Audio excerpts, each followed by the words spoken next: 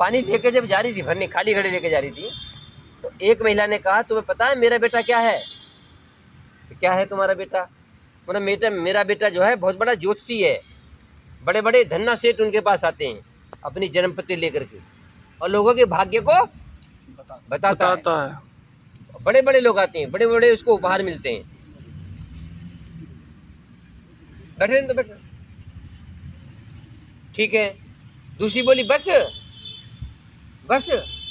मेरा बेटा जाता है जिम में, ऐसी ऐसी उसकी भुजाएं हैं, बलिष्ठ है, पड़ोसी उससे डरते हैं, पड़ोसी उससे डरते हैं। और बलवान है, पड़ोसी डरते हैं उससे और लोग भी डरते हैं उससे। अब तीसरी से बोले तेरा बेटा? बोला मेरा बेटा तो कुछ नहीं, ऐसे ही है। हाँ मेरा बेटा जरूरी है कि सुबह उठ करके मुझे नमस्ते करता है, मेरे चरण छूता है, मेरी आज्ञा का पालन करता है। और सुबह कहीं जाता नहीं है, जिम वगैरह में नहीं जाता कहीं?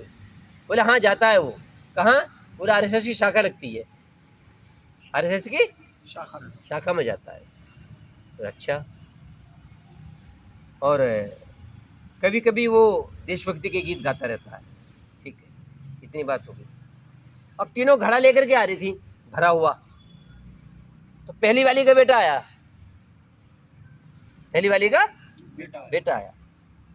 उसने कहा माँ मैं जा रहा हूँ वहाँ, मेरी वहाँ ऑफिस में लोग खड़े होंगे, इंतजार कर रहे होंगे, मैंने कोई नाश्ता भी नहीं करा है, चाय तो बन जाती, दूध भी नहीं मिला मुझे, मैं भूखा जा रहा हूँ। वो बड़बड़ाता चला गया। दूसरी वाली का बेटा आया फिर थोड़ी देर बाद, उसके भी यही शब्द, माँ तुमने देर कर दी, मुझको वहाँ जिम में जाना है, मुझको छौका चाहिए था, मेरे बादाम भीगे रह गए, वो घिसे नहीं, वो नहीं हुए, और मुझे आज नाश्ता नहीं मिला। वो भी बड़बाता चला गया। अब तीसरी वाली का बेटा आया, उसे कुछ नहीं प्रश्न करा, भागा भागा गया माँ के पास का, माँ से कहा माँ तुमने पहले क्यों नहीं बताया? और उसे तुरंत सिरका भरा, उठाया और भाग करके रखे आया। फिर भागा भागा आया, फिर गले का जो बगल बाजू में था उसको लिया उसने और रखे आया। माँ तुमने पहले क्यों नहीं बताया? पहले बता देती, तुमको कष्ट हुआ, मैं वहीं कुएं पर ही आ जाता। तो दो पहली वाली दोनों महिलाएं थी, वो सन्न रह गईं, वो सन्न रह गईं। तो उन्होंने पूछा फिर कि तुम्हारे बेटे ने ये सब कहाँ से सीखा? तो क्या कहा उन्होंने?